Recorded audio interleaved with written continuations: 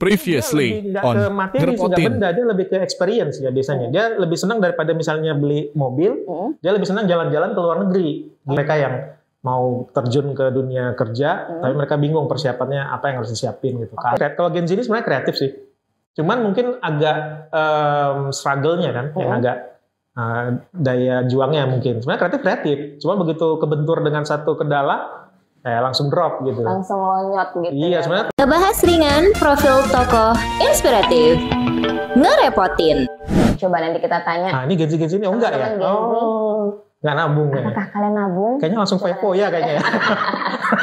Bang Adit penasaran. Loh, karena kalau Gen Z ini dia lebih nggak ke materi sih, nggak benda, dia lebih ke experience ya biasanya. Dia lebih senang daripada misalnya beli mobil, dia lebih senang jalan-jalan ke luar negeri. Gitu biasanya ya polanya gitu, kayaknya. Tapi nggak tahu. Karena kalau Dia nggak terlalu ke benda sebenarnya. Karena benda sekarang udah gampang sih kalau dia transportasi ada Grab, Gokar ya kan. Bener. Kalau dia Ngapain beli mau mobil gitu. iya. Kalau dia mau misalnya rumah, dia apartemen atau apa gitu. Tapi dia pengen experience ke luar negeri, experience ke Eropa, experience ke gitulah. Oke. Mereka lebih senang ke experience ya, pengalaman-pengalaman gitu. Berarti itu apa namanya, beda zaman, beda juga Iya pasti beda. Kebiasaan mengelola keuangan ya Bang ya. Pasti beda. Karena kan kalau kayak zaman dulu saya kan belum ada teknologi secanggih ini. Kalau sekarang kan semua Bitcoin, kripto ya, uang digital gitu ya, yang nggak familiar sih di kita, di saya gitu. Tapi bagi Gen Z itu udah hidup sehari-hari gitu. Nggak perlu lagi uang cash di dompet gitu. Bener. Kalau saya masih pakai uang cash. Iya. Kaya, Kalau Gen Z udah nggak lagi. Bener, udah cashless semua. Iya ya, benar. Ya. Jadi udah beda memang sih. Jadi tantangan Style-nya, juga sebenarnya kalau kita mau ngobrol investasi ke Gen Z itu tantangan juga ya Bang ya. Ya cuman benang merahnya kan tetap harus investasi juga meskipun dia digital gitu ya. Ya dia juga harus ada saving juga gitu. Oke, dan Nah mungkin itu yang sering lupa ya. Nah iya kan mungkin teman-teman Gen Z nggak terlalu mikir ke situ, tapi tadi kayak Abang bilang mikirin experience-nya tadi ya kan. Gimana sih rasanya ke Turki? Kalau ditanya teman-temannya udah. Oh gitu ya. Saya juga udah kok lihat brosurnya. Lihat brosurnya aja. Belum berangkat sana ya. Iya. Sabar. Siap. Bang, tapi kalau workshop Abang kan banyak banget nih materinya. Nggak cuma soal 3D tadi, nggak cuma soal investasi, nggak cuma soal pengembangan diri, ada juga nggak sih Bang? Nggak terlalu sih. Nggak terlalu ya. Lebih kepada inspirasi aja. Inspirasi, motivator. Gitulah lebih kurang. Itu audiensnya yang di segmen yang mana yang paling banyak Bang? Kalau saya biasanya banyak ke anak-anak mahasiswa ya, mahasiswa, anak sekolah SMK gitu ya. Karena biasanya mereka yang mau terjun ke dunia kerja, tapi mereka bingung persiapannya apa yang harus disiapin gitu. Berarti lebih ke workshop bisnisnya yang rame. Ya lebih ke persiapan kesiapan teknis sama nanti ketika mereka akan terjun ke industri gitu. Oke. Gitu. Makanya saya sering bilang itu mereka harus punya 4+1, itu sering saya bilang di mana-mana. Apa itu? Pertama hard skill. Jadi mereka harus punya hard skill kan, kalian teknis ya. Misalnya dia jurusan apa? Jurusan animasi, berarti dia harus punya kalian animasi, harus bisa bikin animasi. Atau jurusan misalnya jurusan boga ya, berarti kan harus punya kalian masak. Nah kelasnya itu hard skillnya. Yang kedua soft skill. Nah soft skill itu ya bagaimana attitude, bagaimana karakter kan harus welcoming, harus bagus ya, harus good attitude lah gitu ya. Inisiatif, disiplin, tanggung jawab, komitmen kan itu kan agak sulit juga sekarang. Gen Z gitu ya, karena mungkin mereka terbiasa langsung lihat sukses gitu ya. Di YouTube gitu kan kisah-kisah suksesnya tuh lebih menonjol ya. Gitu. Tapi prosesnya kan mungkin tidak terlalu nampak di situ ya. Nah, belum apa-apa murah banget gitu ya. Jadi kan lebih kayaknya wah ini kayaknya instan nih kan caranya kan gitu. Kok susah kali rupanya ya. Iya, gitu. Karena yang dilihatin cuma proses yang padahal, suksesnya aja. Iya, memang bisa percepatan sih sebenarnya. Dibanding dulu kan teknologinya kan terbatas. Dulu bikin bisnis 20 tahun yang lalu, 25 tahun yang lalu bikin bisnis kan kita harus iklan di koran gitu. Kalau sekarang pakai Instagram, WhatsApp, IG ya kan gratis kan nggak mesti bayar. Posting aja nanti kan banyak yang pengen beli gitu misalnya. Kita hobi masak, jual di situ, bikin kue, posting di situ gitu ya. Nah itu, jadi proses itu yang sebenarnya ada di attitude-nya gitu kan. Kita kan attitude-nya menjalani proses itu kan harus konsisten, harus penuh penuh perjuangan juga ya, harus disiplin gitu lah, itu kan attitude ya. Kemudian yang ketiga marketing. Nah marketing ini yang harus dilatih gitu. Pak saya nggak bisa marketing, ya dilatih lama-lama kan bisa.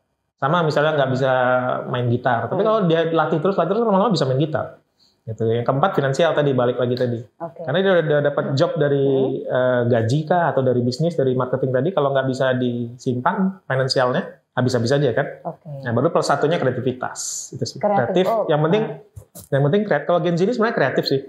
Cuman mungkin agak struggle-nya kan, yang agak daya juangnya mungkin. Sebenarnya kreatif. Cuma begitu kebentur dengan satu kendala, langsung drop gitu. Langsung lonyot gitu. Iya, sebenarnya kreatif mereka ini. Berarti harus ditumbuhin lagi semangatnya mereka kalau misalnya ada masalah tuh jangan langsung di-cut nih gitu ya. Tapi kita cari solusinya gitu. Iya, betul. Itu mungkin mental-mental kayak gitu yang perlu kita tumbuhkan ke teman-teman Gen Z ya. Iya, pasti bisa lah mereka. Pasti bisa. Pasti bisa dong, karena kan anak-anak Gen Z ini kreatif-kreatif. Kreatifnya luar biasa. Kalau nggak dimaksimalkan gitu ya Bang. Iya, benar. Bang, jadi Bang kalau di workshop Abang itu kan rame banget nih pesertanya, selalu rame gitu. Dan ini karena Abang pemenang lomba itu, Abang dengan award yang ini, yang itu tadi yang kita udah lihat ya. Iya. Apakah itu banyak kali loh titel Abang ini Anda lihat gitu. Banyak kali awardnya gitu. Sebenarnya saya dulu bagaimana itu bisa terjadi? Saya dulu juga nggak terlalu pede mau ikut lomba-lomba karena dulu waktu kecil itu juga jarang menang lomba gitu. Dulu waktu kecil ikut lomba apa, Bang? Lomba gambar lah. Nah, kalau balap karungnya udah kalah pasti. Jadi kalau gambar masih dekat menang kan. Tapi menangnya hanya di sekitaran komplek aja. Jarang bisa menang kecamatan, kota madya, apalagi provinsi kan, apalagi nasional gitu. Jadi sempat dulu kayaknya udahlah nggak usah ikut-ikut lomba gitu. Karena kok kalah-kalah terus kan. Nah, ketika bikin bisnis, ada teman yang nyaranin, udah ikutin itu bisnisnya ada lomba wirausaha. Sebenarnya agak ragu gitu. Itu tapi di usia berapa itu, Bang? Itu mungkin udah 30 kali ya. Udah atau 28, 29 gitu lah. Nah, waktu itu tahun 2010 udah mulai ada lomba-lomba entrepreneur. Nah, tapi di situ mungkin muncul, ya udahlah harus bisa kalahkan diri sendiri kan. Ya udahlah ikut aja, nanti ya menang gak menang urusan nanti gitu. Tapi malah nggak nyangka malah juara waktu itu gitu. Malahan jadi juara. Tapi pas nasionalnya nggak berhasil. Terus ikut lagi, udahlah penasaran ikut lagi. Akhirnya di nasional, di kompetisi yang lain berhasil. Berarti semenjak itu mulai banyak menang kompetisi. Ikut-ikut kompetisi. Ikut-ikut dan menang kompetisi. Iya, betul. Itu banyaknya di segmen apa, Bang? Banyak di bisnis sih. Di bisnis. Kompetisi bisnis. Ya, entrepreneur. Kalau yang animasi desain ada beberapa, tapi nggak sebanyak bisnis. Karena waktu itu kompetisi bisnis banyak banget. Dari bank, dari kementerian banyak. Berarti ini workshop Abang ini ramai kali pesertanya ini karena Abang pemenang lomba di sana sini itu ya, Bang? Mungkin karena terbukti berarti ya, Bang? Mungkin karena bidang animasi lagi naik kali ya. Mungkin belakangan ini kan mungkin 7-8 tahun ini kan animasi lagi naik. Mungkin karena itu sih banyak yang pengen belajar gitu. Banyak yang pengen tahu jadinya, Bang. Apalagi kan kalau misalnya animasi ini harus spesifik juga belajarnya, Bang ya. Kalau sekarang malah unik ya. Uniknya itu karena ketika sekarang zamannya online, apalagi zamannya YouTube channel, konten, akhirnya semua orang belajar animasi. Kalau dulu kan belajar animasi itu spesifik belajar video ya, ngedit video, animasi itu kan yang spesifik dia hobi di animasi atau hobi video, ya kan? Atau yang dia di jurusannya, kalau di SMK jurusan multimedia gitu ya. Tapi semenjak mungkin 6-7 tahun ini, akhirnya semua orang belajar ngedit video, belajar bikin animasi biar cantik ya videonya ya. Bener. Karena kenapa? Mau bikin konten. Gitu. Jadi bidang yang tadinya spesifik, yang 20 tahun lalu itu spesifik hanya orang-orang tertentu yang di situ. Nah, di era sekarang ini siapapun akhirnya belajar animasi, belajar video, belajar ngedit. Dan gitu. Banyak tempat yang bisa kita akses untuk dapat pelajaran soal animasi. Iya, gitu. Akhirnya jadi dia malah dibutuhkan oleh semua profesi gitu. Dia misalnya ahli hukum, ya ternyata dia beli kamera, ternyata dia beli tripod gitu. Karena dia mau bikin konten tentang hukum, tapi kan dia harus belajar ngeditnya dulu. Benar. Cara buat editing yang bagus gitu. Akhirnya dia belajar video, belajar animasi gitu. Jadi dipelajarin semuanya. Ya, akhirnya bidang ini dipelajari oleh semua profesi. Yang dulunya hanya spesifik gitu satu profesi. Karena dibutuhkan di semua profesi ya, Bang. Apalagi ada Android, itu paling gampang kan pakai apa? CapCut. CapCut ya. CapCut ya. Itu kan itu juga ya. Ngeditnya kan praktis ya, gampang ya gitu. Kemudian ada aplikasi apa lagi yang di Android itu banyak banget itu. Ada KineMaster apalagi gitu ya. Nah, banyak itu kan. Jadi sekarang udah gampang aja kan. Kalau dulu saya harus ngedit itu dipotongnya ke sini, taruh di track ini. Kalau sekarang kan enggak. Drag, drop, potong, save, jadi gitu. Udah selesai. Gampang ya, kan? gitu. Jadi sekarang gampang. Benar, Bang. Iya. Bang, kayaknya saya lahirnya keduluan ya. Harusnya lahirnya sekarang kan enak ya. Iya ya. Kreativitasnya kan sekarang udah enak gitu. Nggak kayak dulu gitu. Bener ya. Masih pakai komputer gitu. Sekarang pakai handphone. Bener. Udah bisa sekarang bikin video, bikin konten. Gitu. Udah jadi ya kan. Dulu repot kali kok masukin disket dulu. Apa sih Bang? CD dulu nggak sih? Pakai disket. Iya kan. Pakai disket dulu. Jadul kali memang kita ya. Dikeluarin nggak bisa. Macet jadi dalam kan. Karena bolak-balik masuk gitu. Udah berkarat kok CPU-nya. Iya gitu. Sekarang nggak perlu lagi pakai itu kan. Semua tinggal download, semua tinggal pakai gitu. Benar. Bang ini kan nggak cuma memenangkan kompetisi di bidang bisnis ya Bangnya, tapi Abang juga mendapatkan award dari berbagai macam bidang juga. Ini boleh kita ceritain nggak Bang tentang awardnya, dan ada nggak sih award yang paling penuh perjuangan banget dapatnya gitu? Kalau kompetisi kita itu ikut lomba ya, jadi kita bersaing dengan peserta lain. Tapi kalau di award itu kan diseleksi sama panitia, jadi dipilih. Jadi kita pun kadang nggak tahu juga. Cuma kita diundang interview, kemudian ditanya, baru dia cerita mereka kami lagi menseleksi beberapa kandidat untuk menerima award misalnya tentang insan kreatif, ya gitu-gitu. Jadi kadang-kadang kita nggak tahu. Kalau lomba kan kita tahu, kita daftar, kita ikut gitu ya. Ada persiapan. Kalau ini nggak. Surprise gitu ya? Iya, tiba-tiba kita diundang, ini acara apa gitu ya. Kami pengen ketemu, bisa nggak ada waktu. Nah, ketika ketemu, ya lebih banyak ngobrol seperti ini. Apa ininya, prestasinya, apa karya-karyanya. Jadi mereka menilai itu dari track record sih.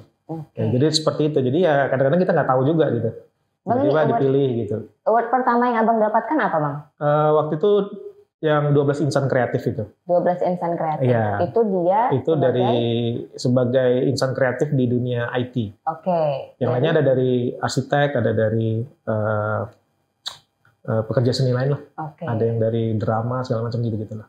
Dan yang paling berkesan ada nggak Bang? Award yang loh kok dapet nih gitu. Abang rasanya gitu. Saya rasa yang pertama itu. Oh yang pertama itu. Karena nggak tahu tuh awalnya gitu.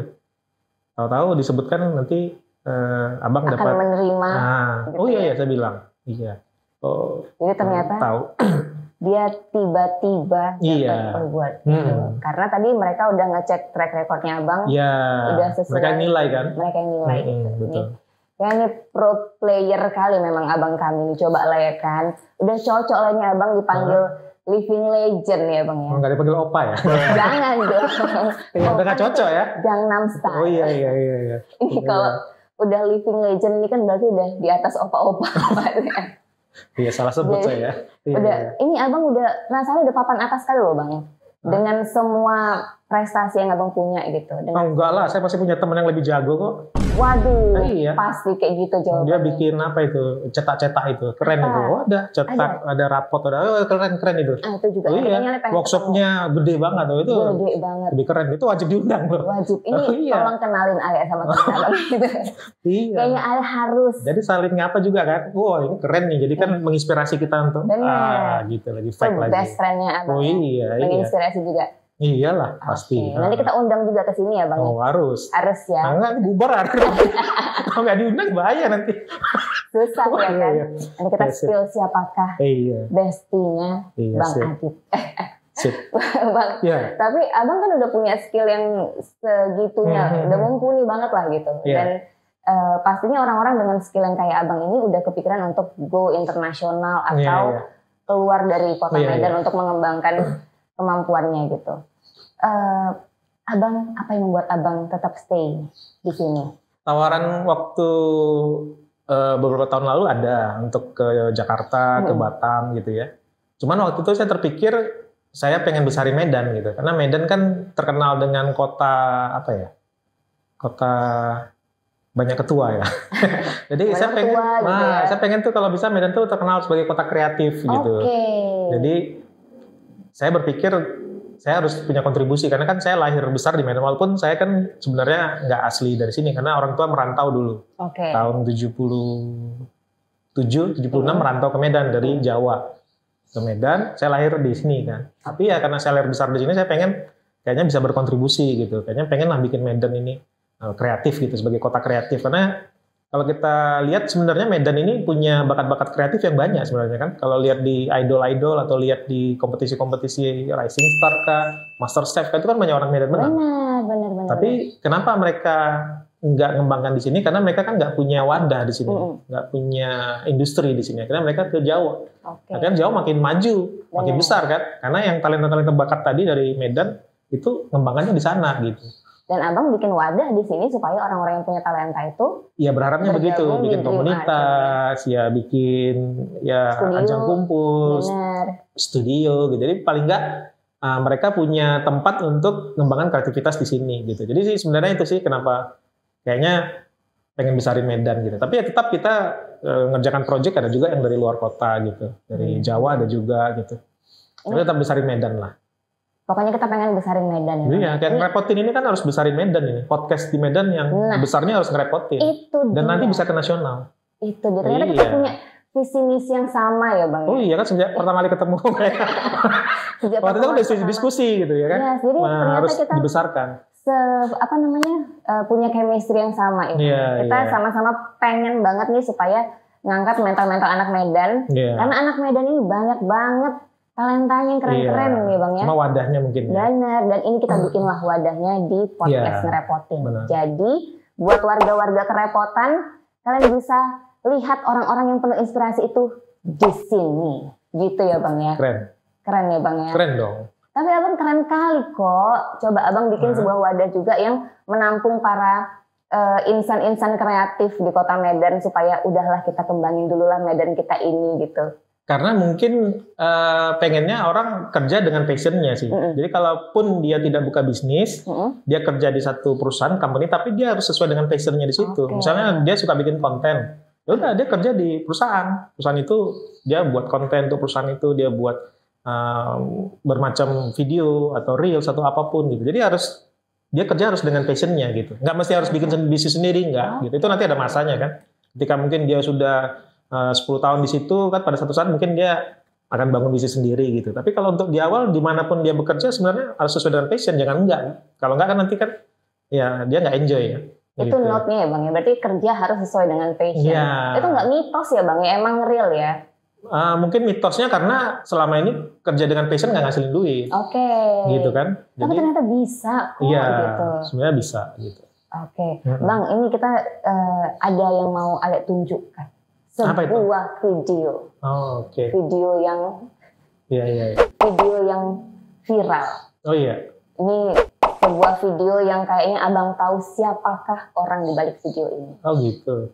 Mau kita lihat langsung ya Bang ya. Boleh. Ini tim Intel Ngerepotin kita memang banyak banget dapat informasi-informasi dari berbagai macam. Ini nggak dikasih tahu saya.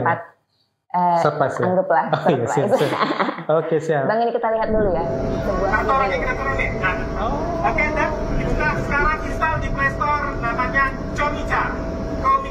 Iya. Ada nggak yang iPhone? Dapat aja videonya. Comika. Nggak ada iPhone-nya. Handphonenya penuh nggak ada handphonenya? Nanti pas kita sampai dihapus-hapusin ya. Foto-foto mantan dihapusin ya. Udah terima setengah. Kalau kamu nggak punya mantan, hapusin foto siapa? Ya dapat aja ya. Dapat aja ya. Handphone penuh. Ini dari yang tukang bakso di depan kantor. Tidak dapat ya. Iya. Pesan moral dari video tadi, kalau handphone penuh, hapusin foto mantan. Saya belum ngapus loh. Bang boleh? Oh dihapus dulu boleh. Bang, ini abang udah kita bilang udah papan atas lah ya Bang ya. Bang Adit ini kayak bola aja papan atas.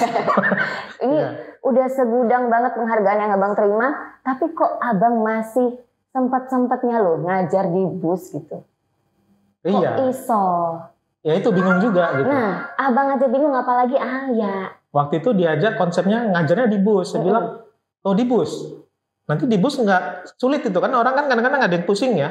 Enggak apa-apa, kalau Gen Z itu udah terbiasa gitu. Gitu ya, udah saya oke aja. Tapi emang nggak ngerasa downgrade nggak ngajar di bus gitu? Kan asal nggak asongan aja. Kalau jual kacang ya iyalah downgrade lah. Tapi unik kan, karena justru Gen Z itu belajarnya nggak suka lagi di ruangan-ruangan kelas kan. Ini kan sambil jalan jalan ke Sawan gitu. Nah proses ketika lagi jalan gitu ke Sawan gitu di bus itu kan ya belajar gitu kan. Coba keluarkan handphonenya, bikin konten seperti ini, pakai aplikasinya ini, coba tes caranya begini. Karena kan sekarang udah enak ya, nggak mesti ngeluarin laptop gitu ya. Dan sambil jalan kayak tadi juga udah bisa bikin video ya Bang ya. Bikin pakai Android, pakai handphone udah bisa gitu. Jadi ternyata anak-anak itu pada seneng gitu. Jadi di dalam bus mereka dapat ilmu, nanti pas turun di kesawan praktek kan. Nah, gitu. Udah tinggal posting ya kan gitu. Seru kali ini Abang. Emang real bersahaja ya ini, real superhero sih abangnya kan. Oh gitu ya? Bersahaja banget orangnya. Mau di mana aja ditaruh, mau di bus ya. Saya kan? Pasrah aja soalnya. Pasrah aja. Nah, namanya diundang kan. Iya, ditaruh di mana ya di taman ya udah. Di taman gitu. juga oke. Iya, pernah juga di taman. Yang penting ngajar. Iya. Ya kan, gitu. ngajar di mana aja yang penting anak-anaknya paham. Oh iya gitu. Keren kali kok Bang Adit ini kali. Jadi Abang memang mau mendedikasikan diri Abang sampai keselimpat nggak ngomongnya. Mau mendedikasikan diri Abang dalam dunia mengajar gitu Bang. Ya saya rasa kan karena saya dulu pun ikut pelatihan kan. Kenapa? Karena kayaknya ketika di sekolah atau di kampus kita kok kayaknya nggak dapat ilmu yang nancep gitu ya. Mungkin karena ketika mungkin ya di dunia kampus atau dunia sekolah ya mungkin para pengajar kan sudah sibuk dengan berbagai urusan administrasi kan, sehingga susah untuk mengajarkan teknis yang itu dibutuhkan gitu. Jadi nggak bisa juga kita salahkan gitu, karena saya kan juga dosen juga gitu. Ya tahu juga kondisi kalau di dunia kampus atau dunia pendidikan gitu. Jadi saya terpikir gimana supaya mereka atau peserta atau mahasiswa atau siswa itu punya kalian teknis yang mereka bisa kuasai gitu. Nah itu jadi saya kepikir gimana bikin pelatihan singkat tapi mereka langsung bisa gitu. Ya kebayang kayak saya misalnya agak susah untuk misalnya ngomong bahasa Inggris. Padahal dulu kan di sekolah belajar bahasa Inggris terus. Dari SD, SMP, SMA gitu kan. Bahkan sampai kuliah kan ada mata kuliah bahasa Inggris. Tapi kan susah juga.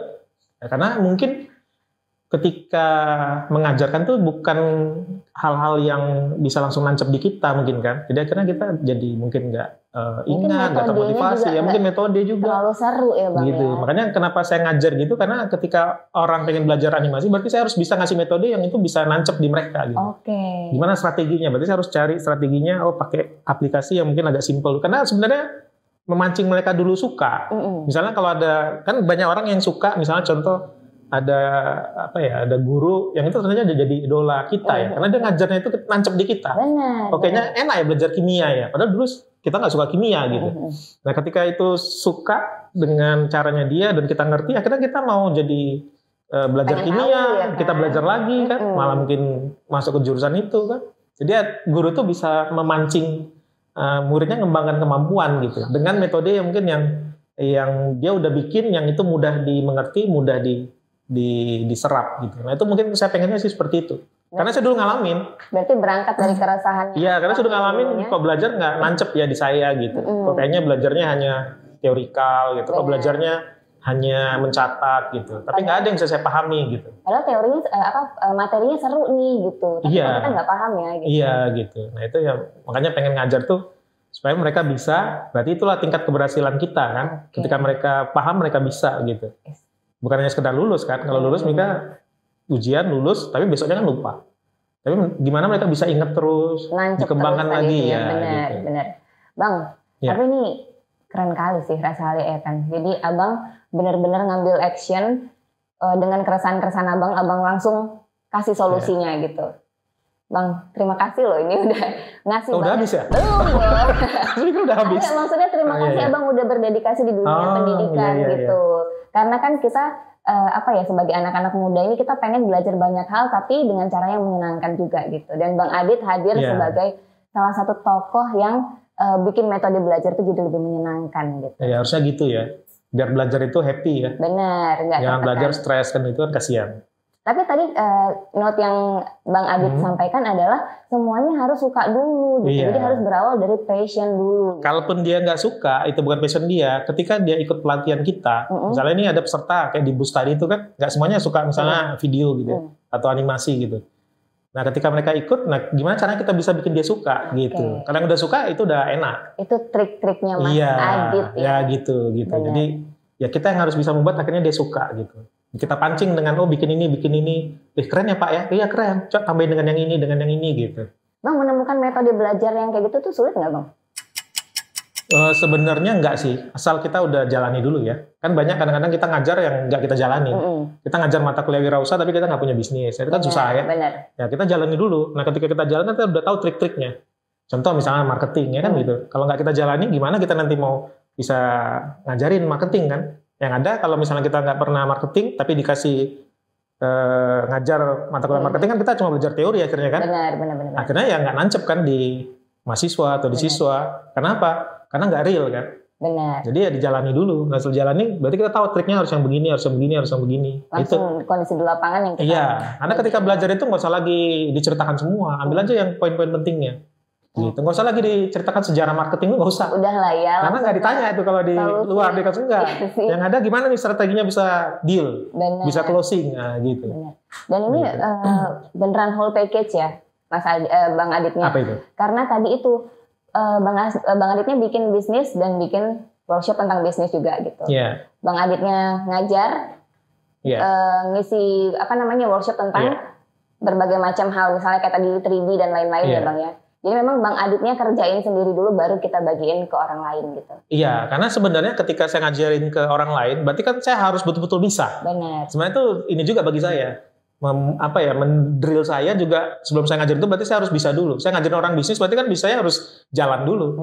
Harus berhasil dulu gitu, baru saya ajarin gitu. Asik banget gitu. sih. Mas Adit. Bang Adit kok jadi Mas Adit ya kan? Bang Adit keren banget Bang. Bang Adit kayaknya pengen cepat-cepat takut deh Bang Adit kayaknya banyak kegiatan. Terima kasih biasanya udah pointing gitu ya. Belum ya? Kalau dikasih informasi dan dikasih insight tuh ada berterima kasih gitu. Bang Adit ya kan? Siap. Bang Adit. Siap. Ini adalah pertanyaan yang paling ditunggu-tunggu. Ini kayak mata tajam ya. Makin tajam pertanyaannya ya. Ini ada pisaunya di sini. Bang Adit ini anak-anak muda yang di luar sana, yang warga-warga kerepotan, mereka kan pasti ada nih yang punya passion, yang lagi struggling sama passionnya, ini lanjut nggak ya? Ini kayaknya nggak cuan nih, kayaknya passionnya nih gitu. Kayaknya kalau misalnya dilanjutin masa depan tuh tidak ada. Bagaimana? Itu di luar sana ya? Benar. Kalau penonton ini nggak semua ya, udah pas semua ya? Dong. Ini udah sesuai passion semua. Yang di luar sana ya? Yang di luar sana kita ceritanya gitu kan. Betul. Kan mereka worry nih passionnya, takutnya nggak bisa membuat masa depannya cerah gitu, nggak bisa survive dengan passionnya gitu. Ini Alia pengen lah Abang memberi petuah-petuah untuk warga-warga kerepotan yang butuh butuh pesan-pesan dari Bang Adit gitu. Jadi kalau dia punya passion, misalnya apa nih contohnya? Passionnya apa misalnya? Passionnya di bidang fotografi. Oke, fotografi ya. Dia suka fotografi ya. Nah, berarti kuncinya itu dia punya passion fotografi tuh. Oke. Nah, dari passion itu dia harus jadikan skill. Jadi latih skill fotografinya. Nah, latihnya harus yang mantep lah, jangan nanggung-nanggung kan. Bikin pelajari strategi foto yang keren, foto yang unik gitu ya. Jadi skillnya dilatih tuh, skill fotografi. Dari skill itu lalu bikin karya. Karyanya harus keren. Karya fotografinya bagus, keren gitu ya. Nah dari situ dia harus berani tawarkan, jual, gitu, marketing tadi. Gitu. Jadi tawarkan aja nggak apa-apa. Postingkan di sosial media, postingkan di IG, masukkan real story. Dari disebarin begitu, kita punya kawan misalnya berapa, 4.000 di Facebook, di IG berapa misalnya, 2.000, 3.000. Masa nggak ada sih 1-2 nyantol gitu. Tapi ya intinya harus bersabar, jangan terburu-buru kan. Gitu. Nah ketika ada yang nyantol dari situ akhirnya berkembang gitu. Nah ketika sudah dijual kan berarti akan dapat income. Nah berarti dapat income itu kan berarti dia sudah bisa menghasilkan income untuk hobinya atau passionnya. Nah setelah dia punya income tadi, berarti dia harus belajar yang berikutnya, finansial. Gimana bisa ditabung berapa persen, yang digunakan berapa persen, diinvest berapa persen gitu. Itu sih sebenarnya. Berarti harus banyak yang dipelajarin lagi dari passionnya itu ya Bang ya? Iya. Harus diasah lagi. Jadi jangan hanya berhenti di passionnya, maksudnya jangan berhenti di passion, di skill, di karya. Karena itu kan masih harus dijual. Jalurnya masih panjang lagi, harus dijual. Dia harus belajar menjualnya kan, supaya dapat income. Nah setelah dapat income itu berarti dia belajar lagi nextnya finansial, supaya income-nya jangan boros. Jangan habis-habis aja gitu. Ini kayaknya yang nggak kita dapetin di mana-mana ya. Ini pesannya penting banget ya buat warga-warga kerepotan di luar sana yang punya passion tapi ngerasa kayak takut nih passionnya nggak menjanjikan di depan sana. Hey, tenang saja. Yang penting kalian tetap update diri ya, update diri dan nggak berhenti di situ dan nggak putus asa. Itu dia pesan dari Mas Adit. Bang Adit, kok jadi Mas Adit sih? Bang Adit, makasih banyak loh. Ini kayaknya kita harus closing nih, Bang Adit. Karena udah hampir 1 jam kita ngobrol, Bang Adit. Saya pikir belum tadi. Ini seru banget ngobrolnya kan. Ini warga-warga kerepotan juga kayaknya pengen Bang Adit datang lagi kita buat mengulik secara tuntas soal ada dia nanti soal bersambung gitu ya kan. Selanjutnya ya. Selanjutnya. Bang Adit, dari semua kesibukan Bang Adit masih menyempatkan diri datang ke podcast Ngerepotin ini. Terima kasih banyak. Thank you, makasih. Terima kasih waktunya, terima kasih pesan-pesannya, dan terima kasih juga ngobrol-ngobrol serunya Bang Adit ya. Siap. Kita ketemu lagi next time Bang Adit. Thank you. Oke. Buat warga-warga kerepotan, gimana nih hari ini? Kita udah dapat informasi baru. Jadi buat kalian yang punya passion, nggak usah worry, jangan khawatir, pokoknya ikutin passion kalian. Dan ini obrolannya seru banget, kalian harus nonton ini dan kalian harus share juga ke teman-teman kalian. Dan kalau misalnya nih ada tokoh-tokoh inspiratif yang pengen kalian undang ke sini, langsung aja komen di channel YouTube kita. Oke, kita ketemu lagi di Ngerepotin selanjutnya. Bye-bye. Ngerepotin. Ngebahas ringan profil tokoh inspiratif.